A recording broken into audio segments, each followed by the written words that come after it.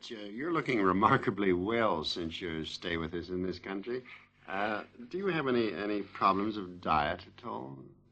In this country, you mean? Yes. Well, now, first of all, by the way, I brought my wife from Italy, and she does a fine cookie for similar to your Yorkshire puds. Oh, yes. But unfortunately, the first one was so flat I didn't know whether to stick it or postage stamp in post or eat it. What caused this, do you think? Well, I think it was too much of a roll it in with a fork, beat it. You know, roll it in with a fork because you churf it up in a base load. The actual ingredients, were they the same as you have in Micely? They're very much the same, except we use a small distillery of salt wort. Distillery of salt wort before we churf it up in our deep green of basil, you know. And how about your very favourite dish? Are you able to have that in London? Or? No, on account of the short life of the clobbers. Now, clobbers is that which in a meringue you fit it across the top of a pie meringue, you see. Now, if you transit by plane or by ship type of shiver, you know, they don't keep. Rather like the mangold from Africa. And there's nothing here like cloppers? No, cloppers, the nearest is, what's that green plum that you have?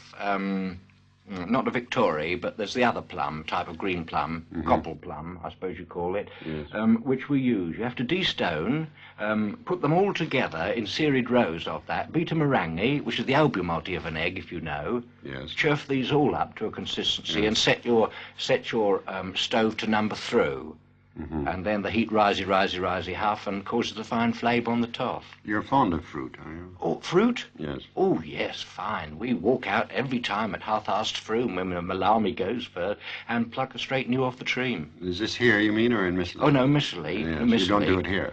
We can't do it here. All I've managed to find out here is a bilberry, a loganberry, which I think... Loganberry, do you know? Yes, I do. Yeah. And blackberry, which, of course, carry their small fungicide. You catch them early enough. And, of course, there is the hybrid sort of blackberry flayed, which is for making wine, too. Yes. How about the English habit of drinking tea? Have you succumbed to that? Yes, I have. My wife's not too keen at the mode, but what we do is set our kettle boilie, you know, until it's just before that boil load. I watched somebody on your televiz do this, and then we churf quickly, 1, 2, 3, and spoon straight in. Yes. Well, you say 1 for the pogger, yes, you? Yes. Oh, we have 2 for the pogger, which means there's a dividing most between the 2 people, or 3 if drink it. Yes. What about other types of beverages, perhaps a little more interesting? Oh, well, we have the Evervesey wine. Evervesey wine. This is in Micely? Yeah, would you like me to spell it? Yes. Yeah, Effervesey wine. Oh, yes. And that's Metzoff in terms, I know, but it sometimes makes things clearer. Do you find anything here comparable? No, except the nearest approach we found was an ordinary suburban family who cut it, sliced it in half for those lumps of turnip and sprinkled with a little yeasting. Yeasting, I think, is that the bakers obtain for about 3 seps a power. You are managing to get along quite well, then, with an English diet? Yes, occasional burp load between, but we take the little powders, which... you know, it's a small noise, it's away. Yes. Pleasant.